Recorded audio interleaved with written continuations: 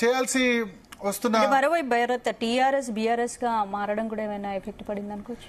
అంటే ఎన్నికల్లో డెఫినెట్ గా ఎఫెక్ట్ పడింది టీఆర్ఎస్ బీఆర్ఎస్ గా మారడం. మొన్న హరీష్ రావు కూడా మన ఇంటర్వ్యూతో మాట్లాడుతూ నేనైతే బీఆర్ఎస్ కాదు టీఆర్ఎస్ అనే ఉండాలని కోరుకుంటా అని మాత్రం ఆయన ఖచ్చితంగా చెప్పారు.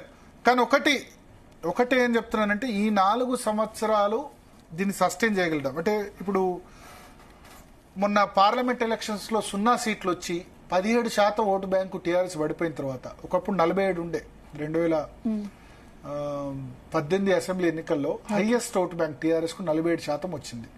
మళ్ళీ 2019 పార్లమెంట్ ఎన్నికల్లో 40%కు వచ్చింది. మొన్న అసెంబ్లీ ఎన్నికల్లో 37, మొన్న పార్లమెంట్ ఎన్నికల్లో 17%.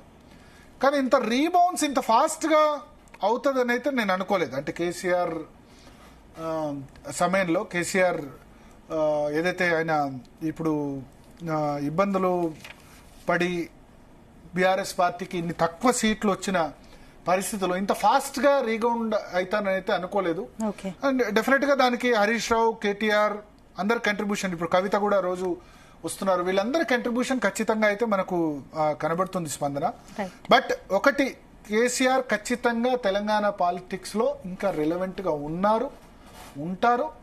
ఇప్పటికీ మీరు చెప్పండి, ఇప్పుడు మన దానిలో పోల్ పెడితే కేసీఆర్ బ్రాండ్ వాల్యూ ఉందా అంటే 82% మంది, ఈ పోల్ నడుస్తుంది, ఈ పోల్లో ఓటేయచ్చు, 82% మంది కేసీఆర్ బ్రాండ్ వాల్యూ ఉందనే చెప్తున్నారు. సో ఆయన్ను ఎవ్వరు కూడా వెల్ఫేర్ స్కీమ్స్ లో తప్పుపట్టలేదు. కళ్యాణ్ లక్ష్మితో 50,000 స్టార్ట్ చేశారు, ₹1,00,000 ఇచ్చారు.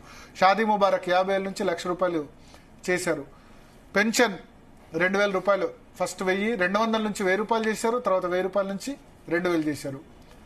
సో ఆయన చేసిన వెల్ఫేర్ స్కీమ్స్ అన్ని కూడా ముఖ్యంగా ఒక్క వెల్ఫేర్ స్కీమ్ దెబ్బతీసింది, దళిత బంధు ఇవ్వడం వల్ల మిగతా వర్గాలు దూరమయ్యి దళితుల్లో 10 లక్షల రూపాయలని అనౌన్స్ చేసేసరికి చాలా తక్కువ మందికి ఇంప్లిమెంట్ చేయాల్సి వస్తుంది కదా, రాని వాళ్ళంతా కూడా రివర్స్ అయ్యారు.